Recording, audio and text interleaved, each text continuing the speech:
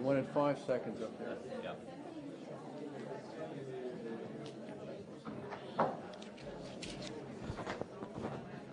I'm Alan Matiso, Associate Director of the Baker Institute, standing in for Ambassador Dirigian tonight. I'd like to welcome everybody to this event. Baker Institute's primary assignment is to promote and sponsor research, and we have a great variety of programs, everything from drug policy to healthcare costs to immigration issues and energy security, just to name a few. But the Baker Institute does something else. It brings to this podium and to Rice University people from the world of public policy. Sometimes they're statesmen, sometimes they're journalists, sometimes they're academics, and that is the case tonight with Patrick Vale from the University of Sorbonne, who has a subject, I think, of more than unusual interest, which is testified to, I think, by the large number of people who came out at this not necessarily convenient hour. The person who's most responsible for bringing Professor Vale here tonight is my colleague in the History Department, Daniel Cohen, and Daniel will introduce Professor Vale.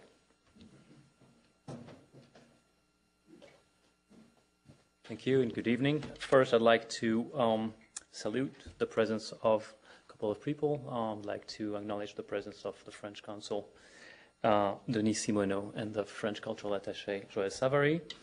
I would also like to point out that this event is also followed by a new initiative at Rice led by Professor Carol Quillen called the Center for Religious Tolerance, a topic that is very much relevant to our discussion tonight.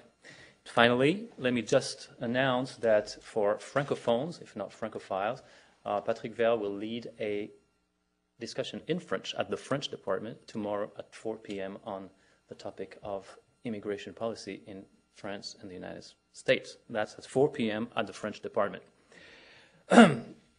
French skills required.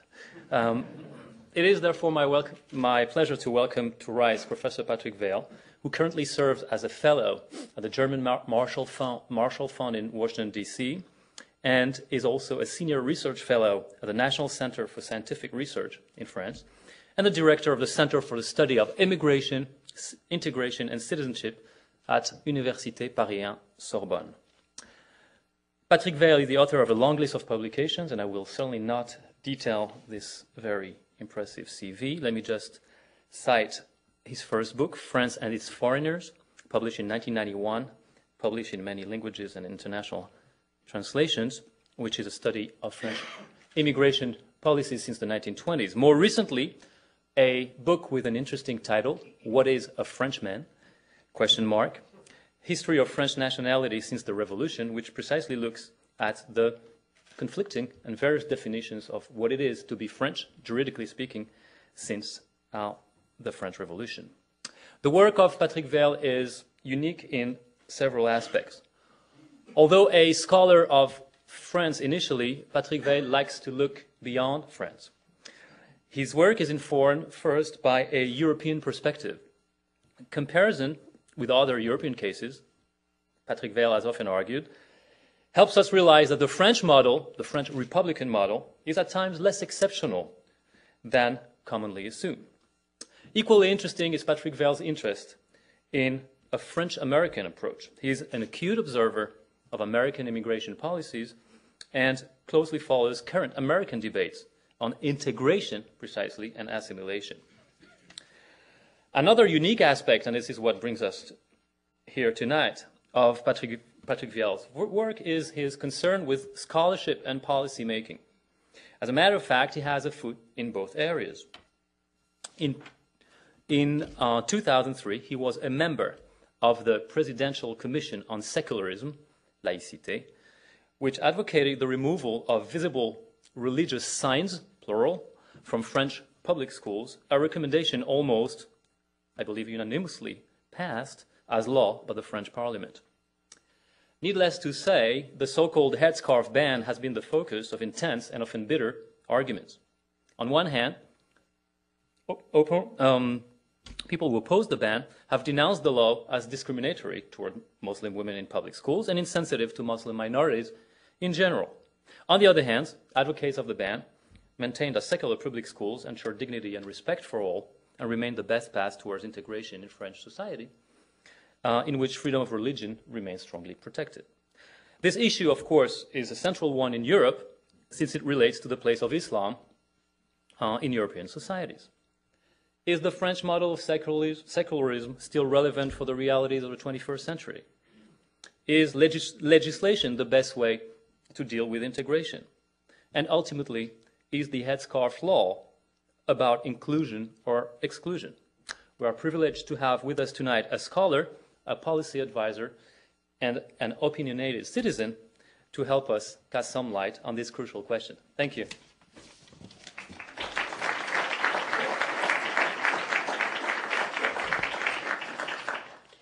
Thank you, Daniel. Thank you, Mr. Ambassador, for your very nice welcome sent to the Baker Institute. I am honored to be with you, and I hope we'll have a very lively discussion about this hot topic. As Daniel just said, this issue of secularism as being hotly debated in France at many moments of its history. But in the recent years, and I think since 2 years and a half, it has come back on the hottest agenda for policymakers. And when President Jacques Chirac created this independent commission as to study the adaptation of the French law of 1905, which is at the basis of our secularism, it was also because few weeks before, the Parliament has set its own investigation committee with a narrowest focus.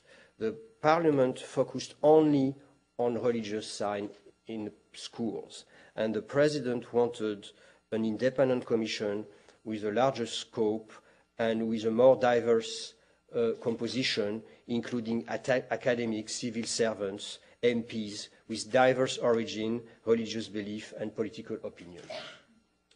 So we had the full right to investigate where we wanted. We didn't have many means, but we had an objective to finish our work. It was fixed by the President before the end of the year. So we worked as we could, and in December 2003, we gave to our President a report proposing 25 proposals. Among them was one, the one you know, the ban of conspicuous sign in public school. The President, well, the government picked this one, transformed it in a bill, which was passed by, I would say, 90% of the Parliament. It gathered the left and the right, and those who opposed it were mainly the communists and the social democrats, the Christian Democrats, sorry. So how can we explain this almost unanimous vote just before very important general local elections, where, of course, right and left were fighting? Is this bill a sign of exclusion or a sign of inclusion? So I will try to explain how we work and what can we say about the outcome of this law.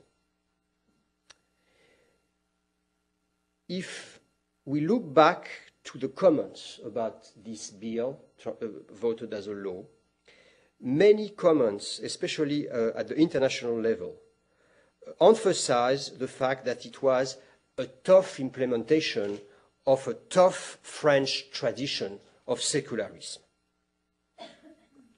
And it is true that a perception of our history can make easy to feel that as the French secularism was built against the strengths of the Catholic Church and its intrusion in public and private affairs, one might think that what we have done was the same kind of thing that was done against the Catholic Church. But if it is true that during 1 century there was a battle between the Catholic Church and the state, the law of 1905 is not a law which attacks religion and Catholic Church particularly. On the contrary, it's a law of compromise. It's a law of separation between churches and the state. And it's a law of recognition of equality of faith and of respect for all faiths, at the point that, by exception to the rule that the state cannot give any more subsidies to any religion, in closed areas like prisons, hospitals, the army, some schools where students live there, the state has to pay chaplain of any religion which are required by the people who live in this area. Because the law wants to respect religious freedom, equality of faith. Yet there is in France a tradition which puts religious belief in privacy. People have not the habit to express publicly so much their religious belief. But it's not written in any law. It is a custom which was built also by decision of courts. We could have based our decision on this custom, but we didn't.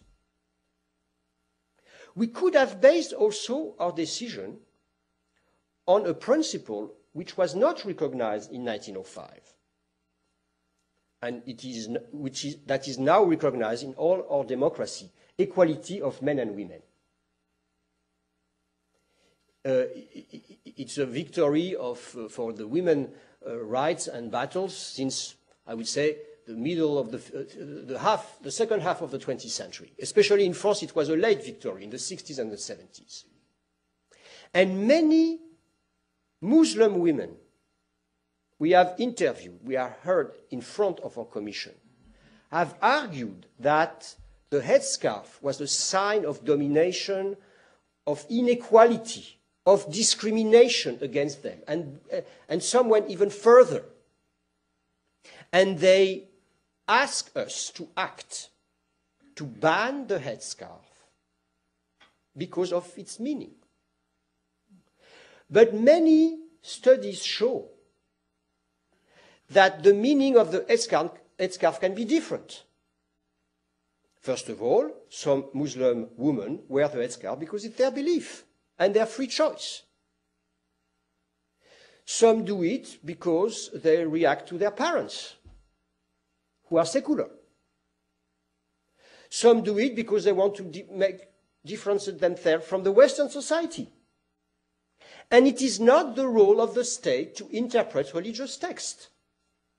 It's not the role of a law to say we forbid this kind of things because it means that. We didn't have the right to do that. And if we thought it was really a sign of discrimination and of domination of male upon women, then we should have banned it in the whole society. So it's not on that basis. It's not on that basis of equality of men and women that we acted. In fact, we acted in a very particular situation, I will try now to explain to you, which have made things changed in the last 15 years. Since 1905, France has had two more constitutions. We are now in the Fifth Republic, created by de Gaulle. And under the Fifth Republic, there is a constitutional court that controls the constitutionality of our laws. And since the 50s, we have been within the European construction. We have signed the European Convention of Human Rights. We are linked legally to it. the French state can be condemned based on it, and we have to respect it. And what does the European Convention of Human Rights say? They say that religious freedom has to be ensured everywhere, and even the right to make it public, to show one's face publicly or privately. That's a binding provision for all the states who have signed the European Convention.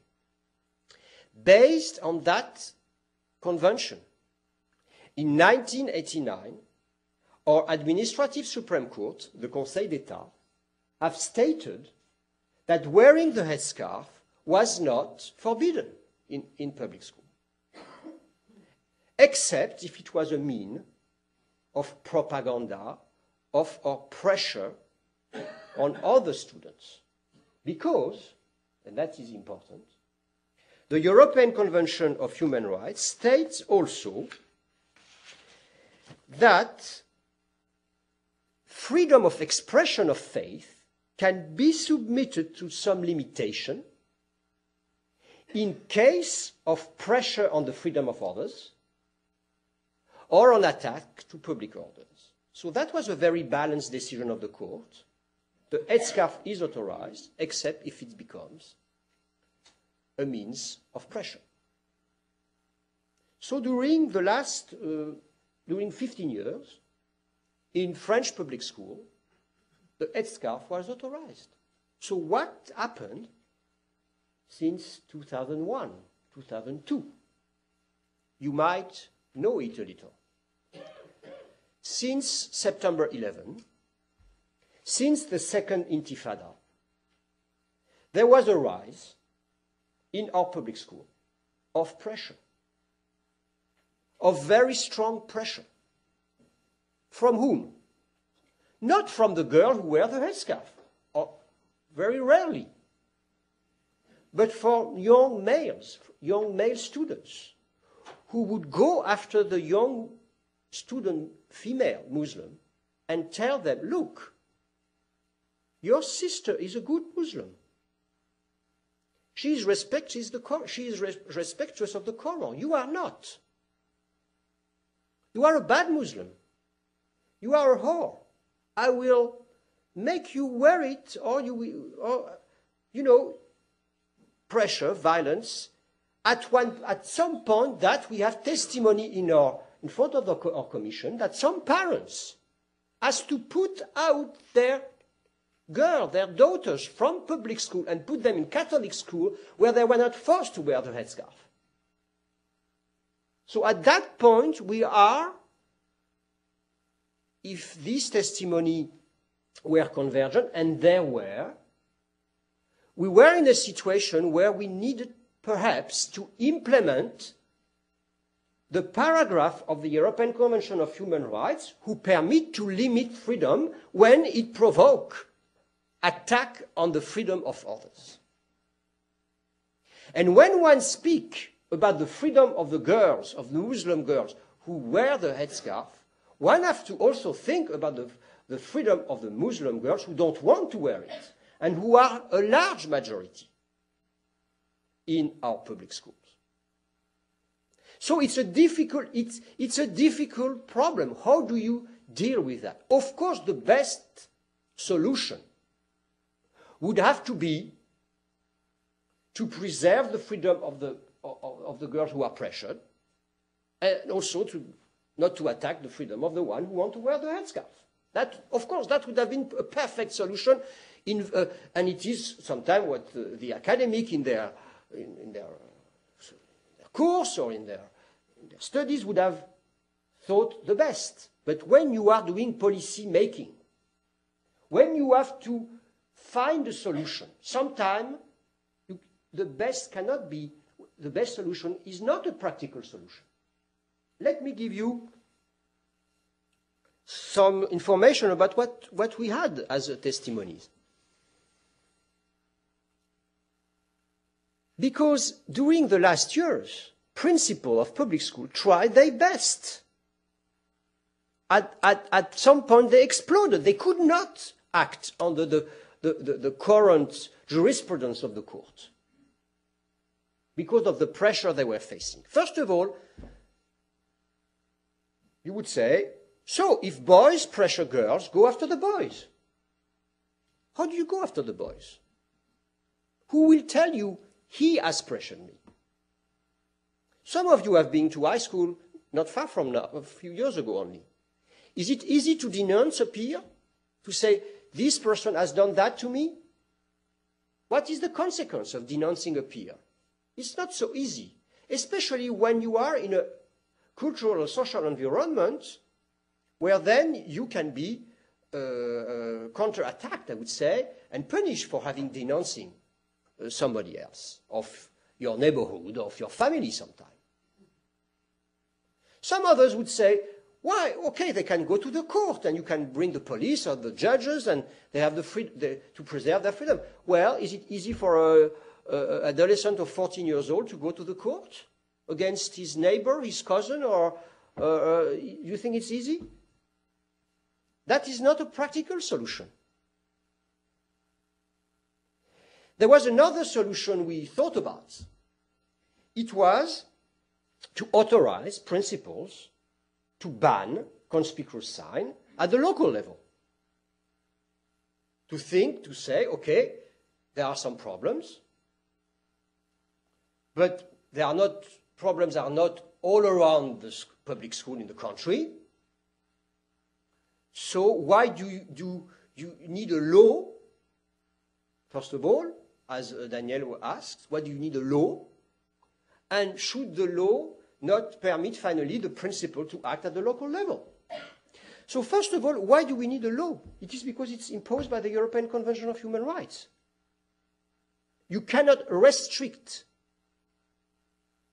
this freedom of expressing your faith without a law. It is written like that in the Convention. So a law was needed, whatever you wanted to do.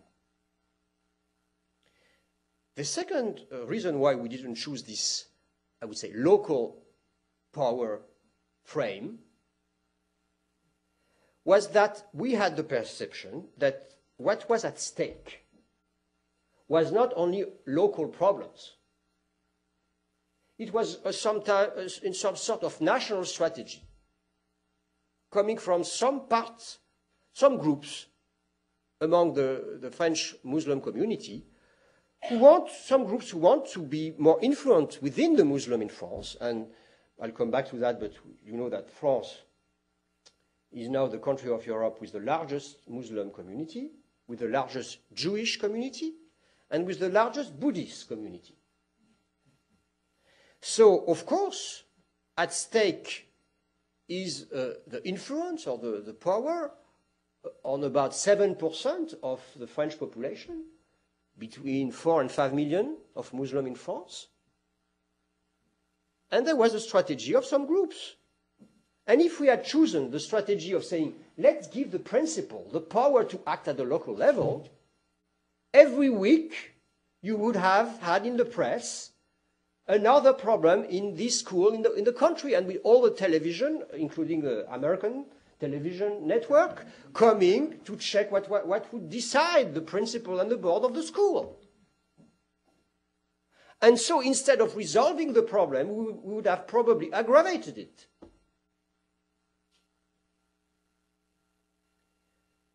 So finally, the only solution that remained was the one we proposed. But the one we propose is more complex and subtle than some people think. The ban on conspicuous sign in public school. First of all, it's a ban on all conspicuous sign, not only Headscarf, but the kippah for the Jews and big crosses, everything which are not, every sign who are not discrete. We can come back on the legal definition. I can tell you more about it later. Secondly, it was only public school. In France, we have a private school system completely subsidized by the state, by the taxpayer, and especially religious private sector. If you are a strong Jewish believer and you want to stop attending schools at Kippur, but Rosh Hashanah and all 11 Jewish holidays, and not to work on Saturday, and stop on the Friday just before the sunset, the public school cannot adapt to that. So under the French system, you have Jewish, Catholic, Protestant, and in the future we'll have Muslim.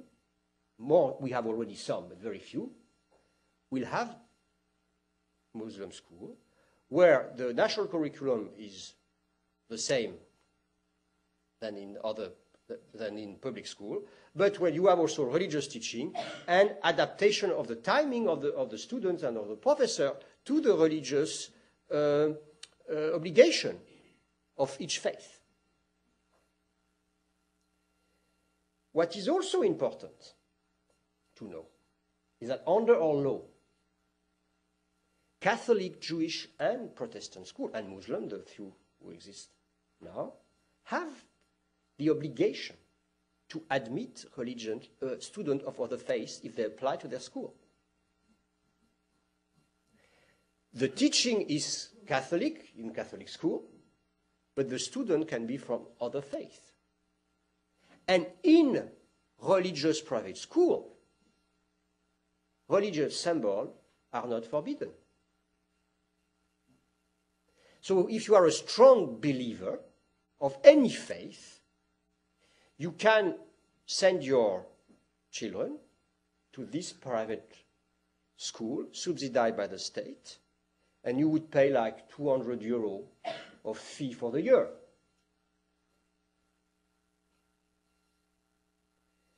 So, in fact, here, what I've just said permits me to explain that if in principle our decision might be seen as discriminatory, in practice, what the consequence of it will be, and it is absolutely normal, and many people who didn't want the ban on the headscarf didn't want it because they didn't want the Muslim to get their private school subsidized by the French state. So they wanted them to stay in the public system and not to ask for the development of their own school, where the rule has to be implemented. Our rule, which is to subsidize religious private school, has to be implemented also for Muslim believers.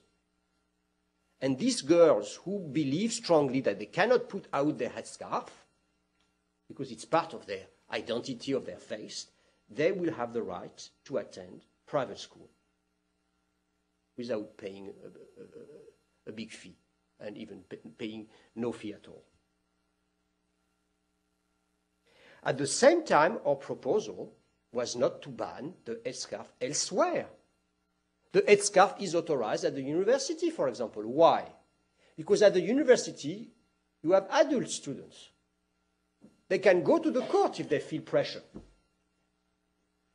They can go to other friends who are adults who can help them more easily than if they were adolescents with no legal power to go directly to the court without their parents. So we have acted on a limited base. The ban is only limited to public school because you have there a lot of children who are minor children. And the headscarf and all religious signs are authorized in the rest of the French society. So now what will be the consequence of this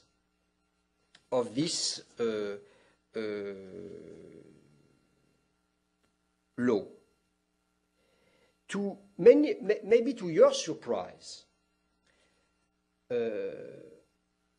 the first implementation of the law in last September has worked quite well. And some people have said it's because you had this hostage crisis, 2 French journalists who are in the hands of some Iraqi groups.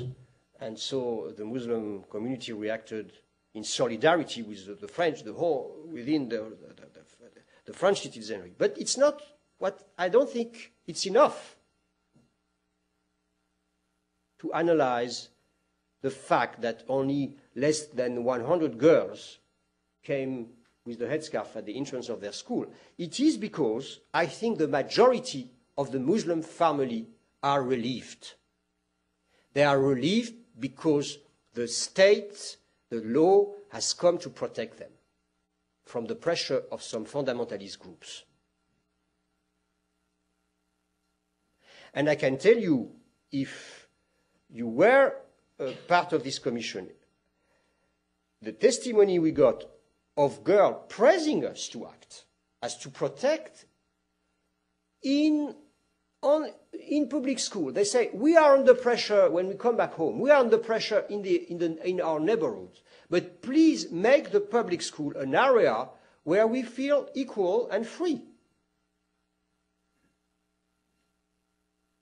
And I believe strongly that for the majority of the Muslim family, the relief comes from that, from a very complex attitude. Let me try to develop.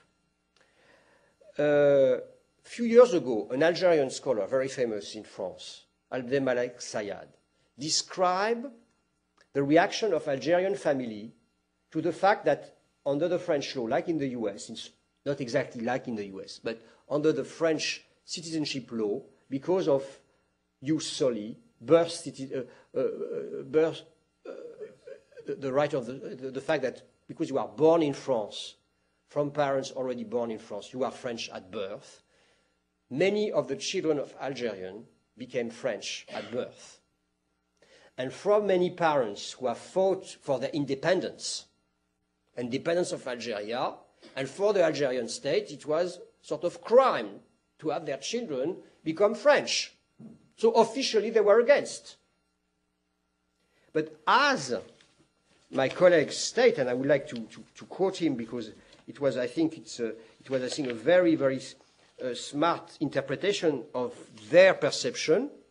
He was saying, the beneficiaries of the French nationality, acquired without having applied for it, adapt to their situation well, and protestation of circumstance cannot convince us to the contrary. Their circle, who would not have accepted an act of naturalization that would have followed the ordinary process, he means individual application, appear relieved afterwards that French nationality occurred by itself as a constraint collectively imposed. It is the law common to all and not the result of an individual and voluntary act by which some call attention to themselves and separate themselves from the others. Despite protestation of all sorts that are the right thing to proclaim, despite the guilt or simple unease that continues to be felt by the naturalized, the naturalization that once called forced finally produces something like a satisfaction, which for a whole series of reasons has to remain secret and sometimes resigned to. So let me explain to you the situation. Majority of Muslim family are hesitating. The majority of their daughters don't want to wear the headscarf. They have, among their neighbors, sometimes within their own family, people who say, you know, the Quran asks you to have your daughter wear the headscarf. So they don't know what to do. And now the law arrived, ban on headscarf in public schools. So they can say to their cousin or to their neighbors, look, I was about to agree with you. But now I cannot. The law forbids it. I cannot go against the law. So I agree with you, my friend or my cousin, but you know, you will not ask me to break the law, so I cannot impose it to my daughter. And that is how it works practically. Yet, it doesn't answer to the question, will it be perceived in the future as a sign of inclusion or a sign of exclusion? I think you don't know yet. One don't know yet. The law of 1905, when it was passed, was perceived by the Catholic Church as an attack against the Catholics. The Pope made a bull. I don't know how you translate that in English. It was a terrible. If you read it, the French citizens are excommunicated. It was an incredible reaction to a law which has a sort of Protestant flavor. Too much for the Pope. Because the law was saying that believers at local level manage the church. Take control of, decide for the local affairs of the church. And for the Pope, that was attacking the hierarchy of the Catholic Church. That was unacceptable. So he refused the law of 1905, which is now perceived as a sign of compromise and something which has built, finally, an end to the battle between the Catholic Church and the French state. But at the beginning, it was not like that. I must say that we don't know yet how will be perceived the law of 2004. And my perception, it is that we don't know yet because it will depend on what will come afterwards. We have made 25 proposals. Some of them, like the ban of conspicuous sign in public school, was a restriction of exaggerated expression of one face, and especially when it provoked pressure on others. But we also emphasize the absolute need for the French society, for the French government, from the French state to adapt to the new diversity we have now in the French society. I told you, the largest Muslim community, the largest Jewish community, the largest Buddhist community. So we have to expand the frame of our tradition and make it equal for all believers and all faith. We have different traditions. The United States have not the same tradition than France. Let me try to trace it a little, roughly. In building the status of religion, you have to deal with the relation between a state, a religious group, and an individual. And I would say, under your control, that in the US, the religious group has appeared historically as a protector of the individual against the state, especially the English kingdom at the origin of the United States, before the creation of the United States. As in France, it's the contrary. The state appears as a protector of the individual against the intrusion and the strength of the religious group. So we have different traditions. But both traditions respect freedom of faith. And so it is why we proposed to permit more easily to Muslims to build mosques, to be buried in their religious tradition, to be able to respect their culinary customs.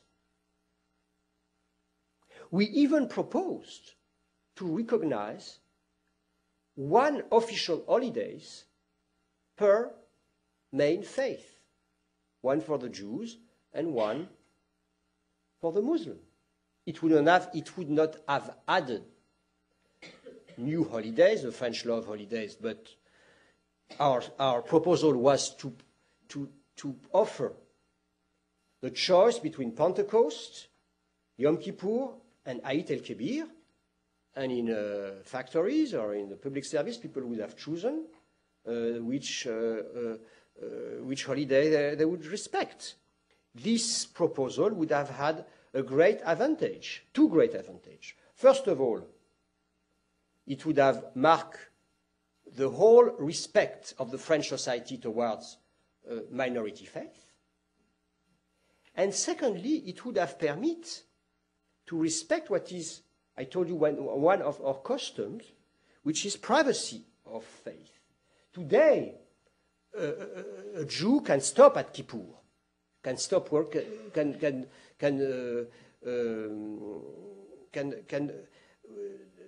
doesn't go to work at Kippur if he wants. But doing that, he shows himself as a Jew.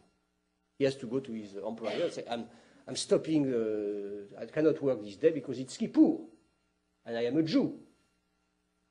As if it is offered as an official holiday by choice with other holidays. Of course, you might think that the people who stop at Kippur are Jews, but you will never be sure. And sometimes it could be agnostic, who are very numerous also in France, or like who choose to take Kippur because it's normally in the fall, and if they have taken vacation in July, it's an opportunity to stop to have a long weekend in the fall. So it was a way of respecting minority faith and at the same time our tradition of having the faith in the privacy. So this proposal provoked a very strong debate. It was backed by the main newspaper of the country. Yet, on the right wing, the reaction was not very, the right wing of the political spectrum, it was not very welcoming. So the President Chirac, who personally I felt was not against it, had to postpone it, I would say. I think it will come back. I think it will come back because it is in full respect of our tradition of equality between all faiths that we proposed it, and one time will come where the rise of the Muslim community in France, 10% soon of the French population, would need more recognition.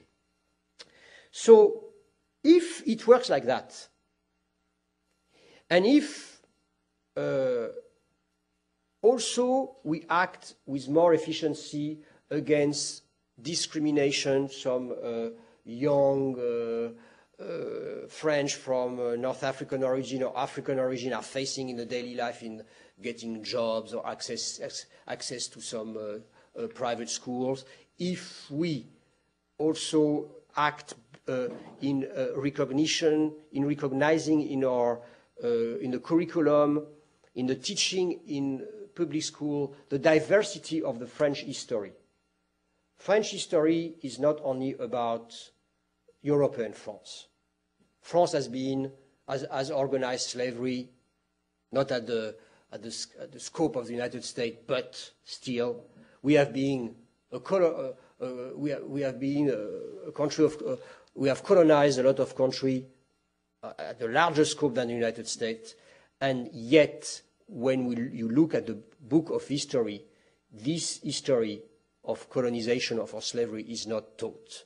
And so children in the classroom, when they are coming from, where their ancestors are coming from this area, they don't feel they are represented in the way the teachers of history are teaching about French history. So we have a lot to do to make this diversity appear at the different level of our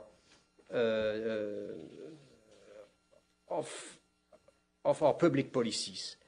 But let me conclude by saying that if the historical success of the French model of secularization has rested in the fact that it has given priority to the respect of the individual right, to the protection by the state of the individual, towards against any intrusion of religious groups, and especially the Catholic Church, its future lies in its capacity to adapt to the new diversity we have now in the French society, and to consider it not as a burden, but as a challenge and an opportunity.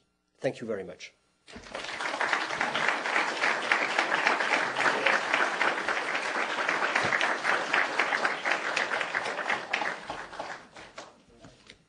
We'll now move to the question and answer session. We have one question over there. Is there a way to address one of the possible ramifications of this law in the sense that, whereas it is a policy of inclusion, it what might then secondarily exclude the young girl to choose to wear a headscarf and thus are forced to go into private schools? And then in that sense, perhaps those private schools full of the girls who choose to wear the headscarf would then, the families would be there and perhaps create some sort of enclave? And then is that addressed, or can that be addressed? No, it's a very good question you raised. Theoretically, it's true. Practically, is it so true? I know a lot of persons who have been raised in faith by their parents. And then when they become adults, they react against the religious training they're being, or religious education they're being given. And on the contrary, you have children of secular parents, with parents who are against God and religion and all that, who discover God and faith when they become adults. So, it's our system. You might think it's bad. But if you think it's bad for Muslims, it's also bad for Catholic, Protestant, and Jews. But it is it. It is how it works. It is how we deal with the issue of respect of religious freedom. That we authorized religious school, and if they respect the curriculum of other public school, they get money from the taxpayer. I didn't know if you knew that. I don't know if you knew that, but because it's very unknown. But I don't think in the US, I think it's a debate in the US, but in France, the taxpayer pay for the religious school. So it's a way, you might think it's bad, but if it's bad for everybody. If we want to respect equality of faith, we have to accept it for the Muslim and not be afraid to accept it for the Muslim. And then, when the person becomes an adult, she or he will choose. He will be, normally, or she will be a French citizen, free of acting however he or she wants. And this person will be living in the French society. So, you might have a point, but it's not sure that you have a point, because you don't know what will be the future of the mind of the person who has been raised in this kind of school. Let me just look at the people who want to take questions. Okay, sir, and then we'll focus on. At a recent panel discussion here at the Baker Institute, we heard a demographer and geographer project that France may have a Muslim population ranging in the area of 25 to 30% by 2030 or 40. Does that seem at all plausible to you? And did the demographic future work in your commission's work? Well, I don't think it's plausible. First of all, the birth rate among the Muslim family it's high when they arrive, but it has a tendency of diminishing towards the rate of any other French family. Secondly, we have a very high birth rate in France compared to the rest of Europe, which include everybody, not only the Muslim. We are at the highest level with Ireland, almost 2 per woman. So we don't have a big problem of immigration compared to Germany, Italy, Spain. We are in a very different situation. So that's what I want to say. The other thing is that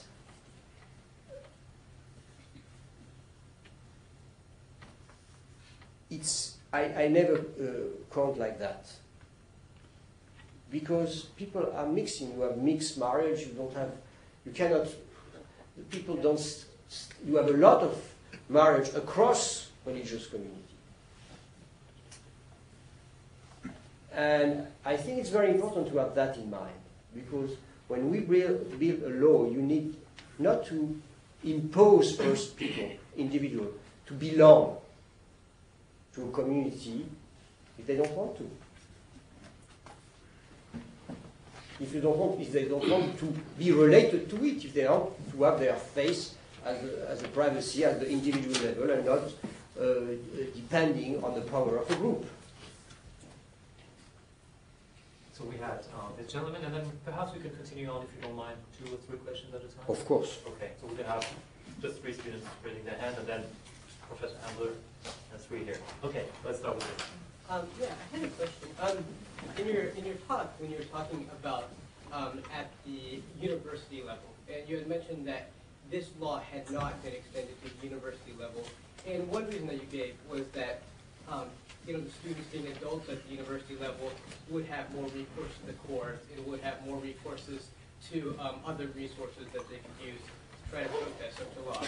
But then elsewhere in your speech, you seem to imply that the reason that this law was specifically for the elementary schools and the middle schools was because those students were minors, and that in being minors they might be unduly influenced by their parents or by other relatives. So I was wondering if you could talk more about the motivations about not extending this law towards the universities. Thank you. We had somebody in the middle. Yes, please. Yes, my question was, in drafting the policy, are you concerned about perceptions of France in the Muslim world outside of France, and how that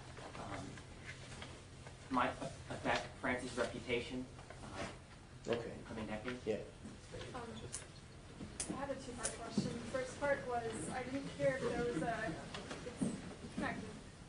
I didn't hear if there was a penalty for a girl who still wears a headscarf in school, and does the law provide for an alternative for a girl who continues to wear the headscarf, but her parents don't want to pay for private school? Okay. So last question. Well, there is the law imposed to the board of the school to have a minimum of 15 days of debate and discussion with the family, with the student. At the end, if there is no compromise possible, the board can decide the exclusion from the public school, and alternatives are offered. Usually 2 alternatives: go to a private religious school. Today it can be mainly, it would be mainly the Catholic ones, and also have a course completely free by correspondence, because that's provided by the state. I'm not saying it's good, it's a good solution. It concerns today less than 100 persons in the whole country of 60 million inhabitants. Of course, for this 100 persons, it's not the best solution, but sometimes you have to take decision as to permit hundreds of thousands to feel relieved, who have an impact which is not good for less than 100. University and minors. Well, let me be more clear if I have not been enough. It is a very important distinction. It is very difficult for 14 years old, 13 years old, 15-year-old students to start going to courts and stopping studying, in fact. And especially, I don't say the pressure comes from the family. Sometimes it comes from peers. And mainly it comes from peers. At the university level, I've heard of many of my friends who are North African roots, who are, I would say, secular Muslims sometimes. Their cousins, their daughters, some are submitted to the same kind of pressure. But they have, university, you can find friends to defend you. You can get out from the course. You can go to the. You are an adult. It's not the same situation. So, you know, one cannot at the same time criticize France to have voted this ban, and then ask why didn't we expand it to the university? And in fact, because we were extremely respectful of doing it to resolve a problem faced at the level of the public school and who could not be resolved by other means. And we think that for the moment, at the university level, it can be resolved by other means. It doesn't mean that the pressure doesn't exist. It exists. Coming to the other question about perception in the Muslim world, you know, here you have to have in mind my colleagues, my Algerian colleagues, I quote, you might have double discourse. Officially, the head of state, the government of Arab country were against the law. Privately, I will give you an example. I attended a meeting organized by the German Marshall Fund in Brussels. It was about anti-Semitism. I had to lecture about anti-Semitism in France, and so it was a meeting of Palestinian, Israelis, and American scholars and policy makers and former ministers in Brussels. As soon as we started the meeting, they said, don't speak for the moment about anti-Semitism, tell us about the ban. So I spoke about the ban. The first who raised their hands and said, we completely understand you, were the Palestinians. And they said, we should have done that, because if you take University of Birzeit, we have now the fundamentalist group, the Hamas and all that, they have provided scholarship to the girls in exchange of the fact that they wear the headscarf. And now we are full, the university is full of girls wearing the headscarf because they have the money and their pressure. So what I want to say here, it is that it is an internal debate among the Muslims. It is not perceived as anti-Muslim as it is the debate within the Muslim world. You wouldn't say that Turkey and Tunisia are not Muslim countries, and they are banning headscarf much more than France.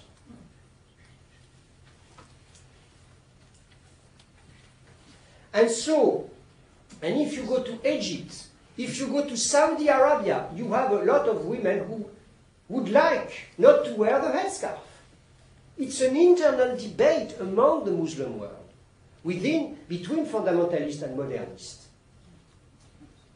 And so, contrary to what you say, we have received a lot of praise coming from North Africa, Morocco, Algeria, Tunisia, saying you are right. It's good that you, at some point, start becoming tough with fundamentalists who want to test the resistance of the French society and the French state.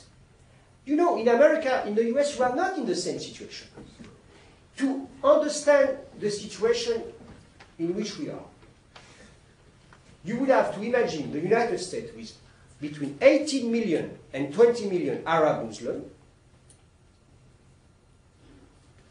if you consider the rate towards adapted to your population. And within this 20 million, like 500,000 who have a strategy of trying to impose to the others everywhere in the country their law.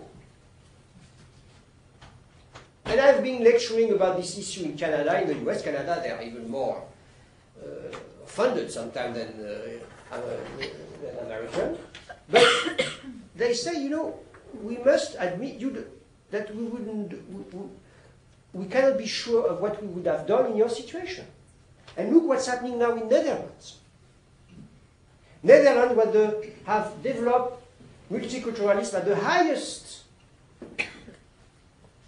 level in European societies.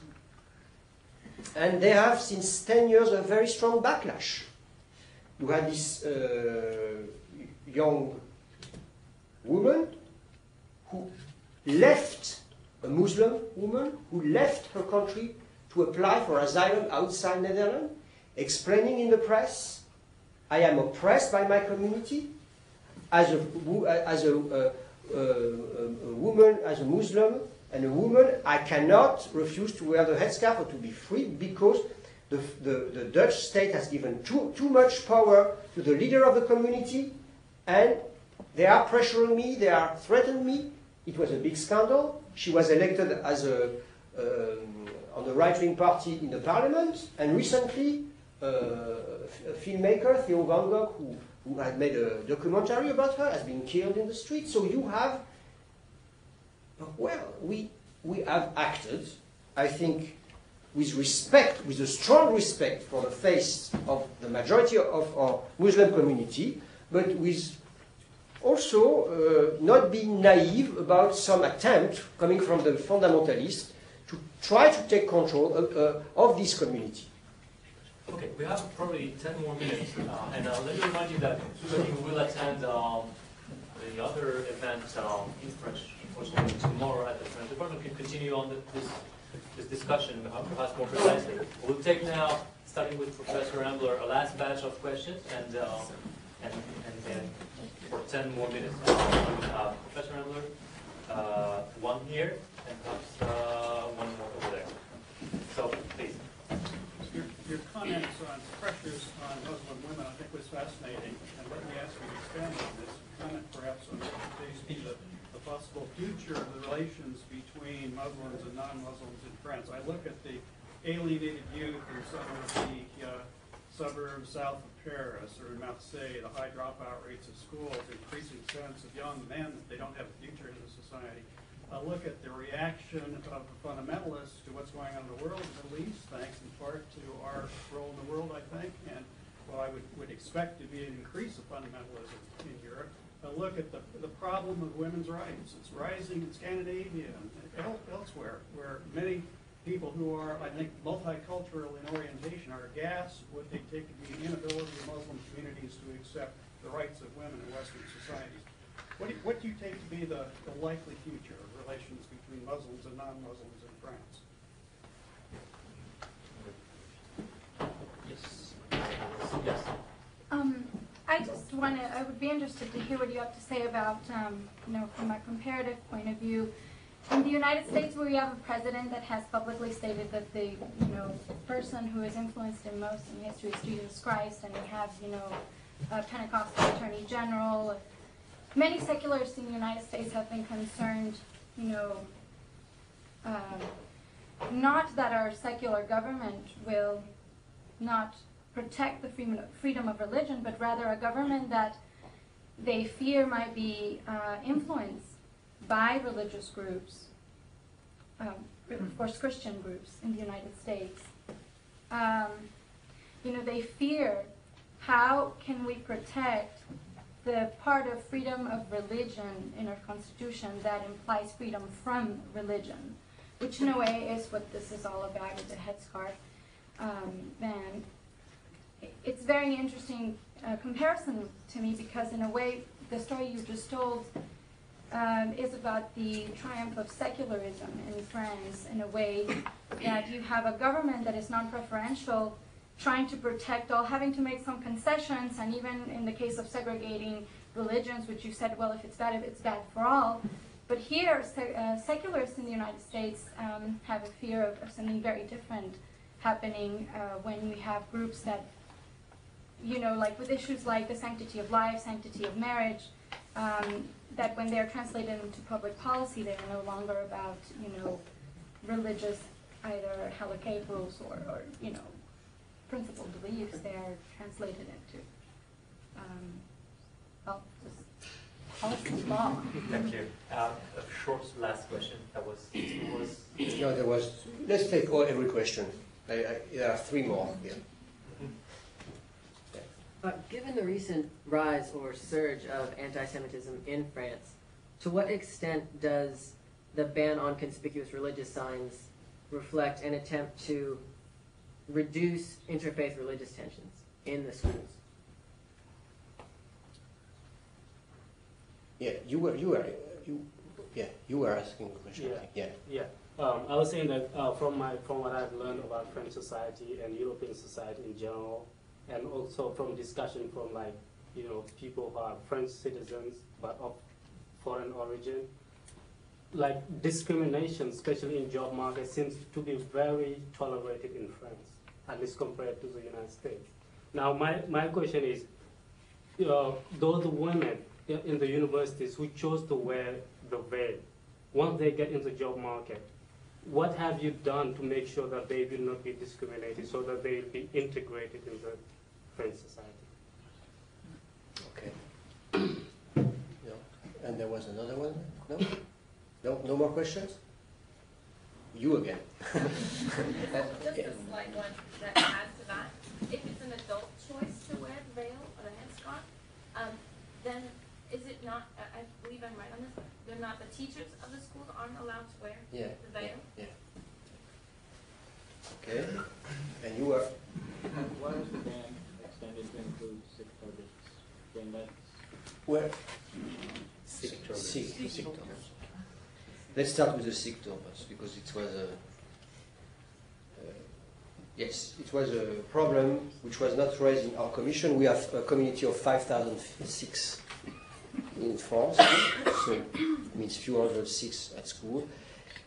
The problem has been resolved for the majority of them, of the students of Sikh faith, with I don't know the detail, but they have something more discreet, but who can keep the heirs together. Except it was refused by, I've heard, 3 students, so who have now some problems. But the majority, with the majority of the Sikh community, the problem has been resolved. That's what I want to tell you. Discrimination. I think it is the next issue we have to face. I think it's a very important issue. It's not an issue that concerns new immigrants and their family, because we have also very old stock of French black coming from Guadeloupe, Martinique, and all that. Until they were in Martinique and Guadeloupe, they were staying there. They have their own. They send MPs to the parliament. They have senators. They are represented. We have about 20 to 25 MPs who are black, because they are representing French territories, overseas territories. But since the 60s, a lot of families coming from these overseas territories have moved to France, and now their children are facing also some discrimination, and they are not immigrants. And so, in fact, I have studied that deeply, and quite recently I have made some proposal, because as it was said, I am always trying to link academic work and policy making. And I think we should borrow, in fact I will tell you something, the problem is larger than the one which exists in the United States. I think discrimination is perceived also by poor white family from the countryside, from outside Paris, outside the big urban metropolis. And so there is a need, for example, for these families, for the children of these families. It's very difficult to think about getting access to the school system, which is the most competitive system of grandes écoles. So, in a recent lecture I made in Paris 2 weeks ago, I proposed, in fact, to borrow from Texas the system you have, who impose a percentage. You will correct me if I am wrong. That every high school of the state, the best of the high school, can go to the public university. So I know there are some problems with that system, that it has provoked a departure from the university, the state university, to other university, perhaps to Rice, I don't know, or to a university of other states. So I didn't propose to fulfill the whole contingent of admission with that quota, but to have it as to fulfill half of the numbers, as to permit people coming from the areas where you have a lot of immigrant family to get access to the best school. But at the same time, if you look at the private sector, we don't face the same problem than in the US, for example. If you go to, if you look at a profession like lawyers, judges, or doctors, the access, you have a strong rise of children of minorities in these professions. But if you go to the private sector, then you have problems. You have problems, and we have to target there new laws we have passed against discrimination, borrowing also from the US and from Britain the concept of indirect discrimination, when the discrimination is not the purpose of the action, but it is the effect of it. And so we have to work very hard on that. It's a very important issue. Let me answer to the very good question about the rise of anti-Semitism. Was it a way of dealing with it? It was something which was raised in front of the Commission, absolutely. That was some of the battles on the ground in the public school were sometime between Jewish students and Muslim students. But and it raised the issue of the relation between in the future between the Muslim community and the other part of the French society. I think here, it's difficult to frame it in one way or another. We have a lot of contradiction within these groups. You have a lot of NGO who associate Jews, Muslims, secular, religious, whatever, and people of other faiths, Catholic, Protestants, and who want to work together as to make, as I said, France is the country with the largest religious diversity of Europe. And it can be a great opportunity because we can play a role as a model of, of a new kind of melting pot and a new way of ensuring diversity for the rest of Europe. And it's what we should try to do. And I think it's a great asset to have the largest Jewish community and the largest Muslim community, and we can work together, they can work together. For example, they are very concerned with what's happening in Israel and Palestine and all that, and France is playing a role which is not exactly the one the United States is playing, but still it has an impact. Let me speak frankly, the fact that we play a role in that region has also can have an impact on the relation between the communities. But the rise of anti-Semitism acts in the recent years is a big concern. It doesn't come only from young Arab French, and the rise of attack against diversity, minorities, as concern different kind of groups.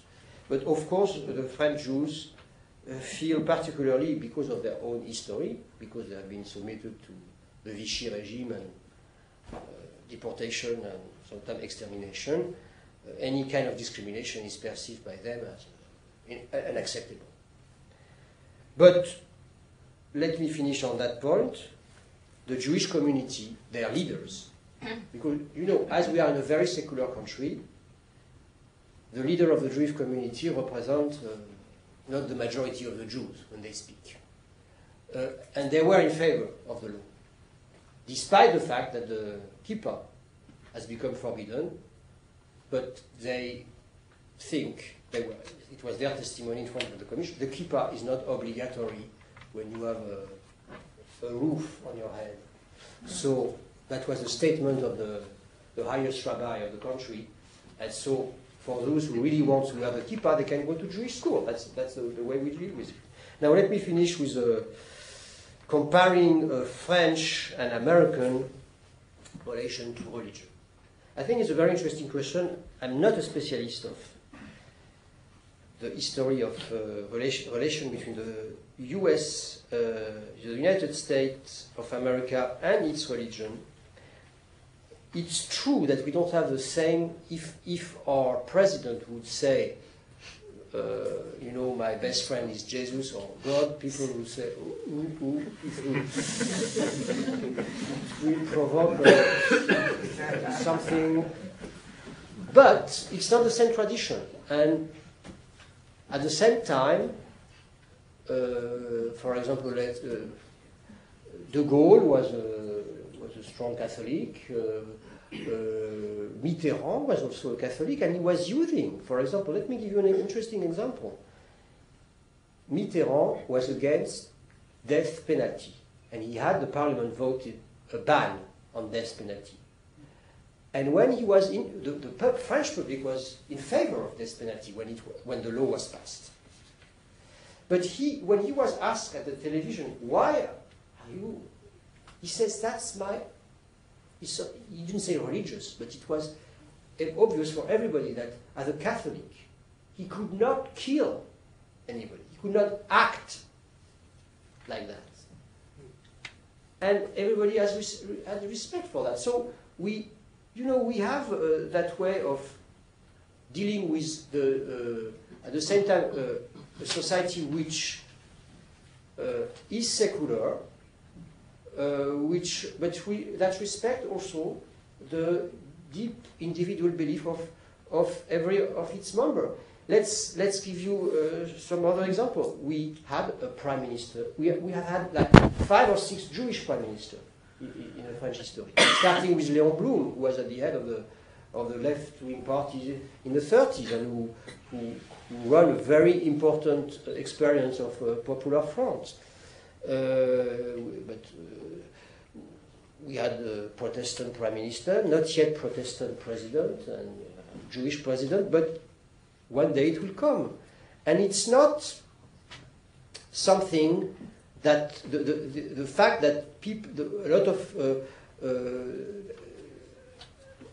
I would say that we have managed until now to integrate after some crisis, because, for example, if you take the case of the Jewish community, the compromise was set by Napoleon in 1806. But then we had the Dreyfus affair, which was a sort of reaction of the people, the strong anti-Semitism within France.